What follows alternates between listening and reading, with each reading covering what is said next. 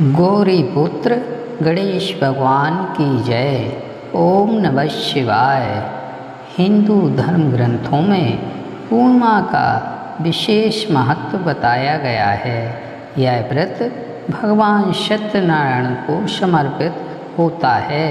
भाद्र मास की पूर्णिमा से श्राद्ध पक्ष शुरू होता है। भगवान विष्णु और माता लक्ष्मी की पूजा अर्चना करने से सारे कष्टों से मुक्ति मिलती है तथा स्त्रियों को संतान सुख की प्राप्ति होती है तथा हर मनोकामना पूर्ण होती है। जाने अनजाने में किए गए पापों से मुक्ति मिलती है। इस दिन भगवान विष्णु माता लक्ष्मी की कथा सुनने का विशेष फलदायी माना जाता है। पुराण ग्रंथों में भाद्रपद पूर्णिमा की एक काफ़ी प्रचलित और दुर्लभ कथा है। द्वापर युग में एक बार यशोदा माँ ने भगवान श्री कृष्ण से पूछा कि वह उन्हें ऐसा व्रत बताएं जिसको करने से मृत्यु लोक में स्त्रियों को विधवा होने का भय ना रहे तथा वह व्रत मनुष्य की सभी मनोकामनाएं पूर्ण करने वाला हो। भगवान श्री कृष्ण ने मुस्कुराते हुए यशोदा माँ को एक ऐसे व्रत की कहानी विस्तार से बताते हुए कहा कि सौभाग्य प्राप्ति के लिए स्त्रियों को 32 पूर्णिमा का व्रत करना चाहिए। यह व्रत अचल सौभाग्य देने वाला और भगवान शिव के प्रति मनुष्यों की भक्ति बढ़ाने वाला है। इसे सुनकर यशोदा माँ ने श्री कृष्ण से पूछा कि इस व्रत को मृत्यु लोक में किसने किया था। तब श्री हरि ने बताया कि धरती पर रत्नों से परिपूर्ण कार्तिका नाम की नगरी थी। वहाँ चंद्रहास नामक एक राजा राज करता था।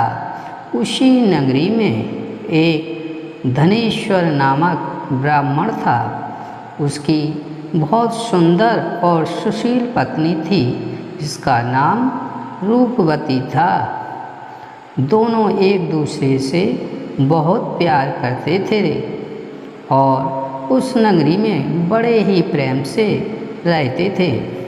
उनके घर में धन धान्य की कोई कमी नहीं थी, लेकिन संतान ना होने के कारण वह हमेशा चिंतित रहते थे। एक दिन एक योगी उस नगरी में आया।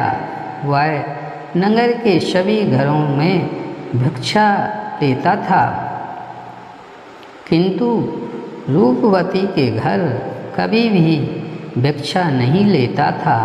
एक दिन वह योगी रूपवती से भिक्षा न लेकर किसी अन्य जगह से भिक्षा लेकर गंगा किनारे बैठकर प्रेम से खा रहा था।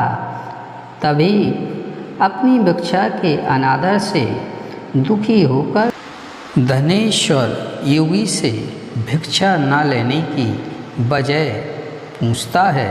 इस पर योगी ने कहा कि निसंतान के घर की भीख पतितों के अन्न के समान होती है और जो पतितों अन्न ग्रहण करता है वह भी पतित हो जाता है।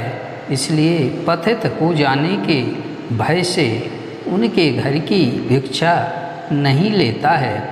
इसे सुनकर धनेश्वर अत्यंत दुखी हो गया।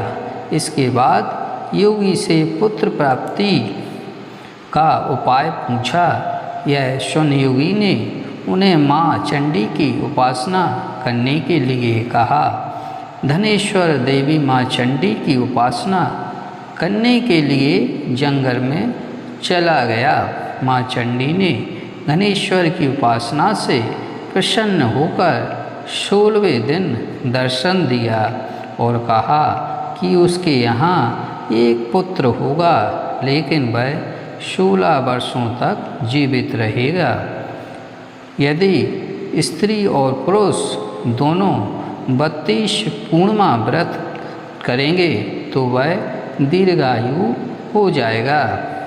उन्होंने कहा कि यहाँ एक आम का वृक्ष दिखाई देगा, उस वृक्ष के फल तोड़कर घर ले जाएं और पत्नी को सारी बात बताएं तथा स्नान कर वह शंकर भगवान का ध्यान कर उस फल को खा लें तो वह भगवान शिव की कृपा से गर्भवती हो जाएगी।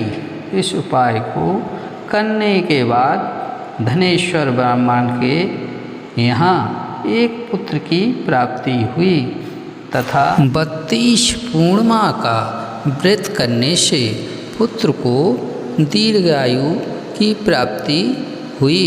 ओम नमः शिवाय। श्री हरि विष्णु भगवान जय।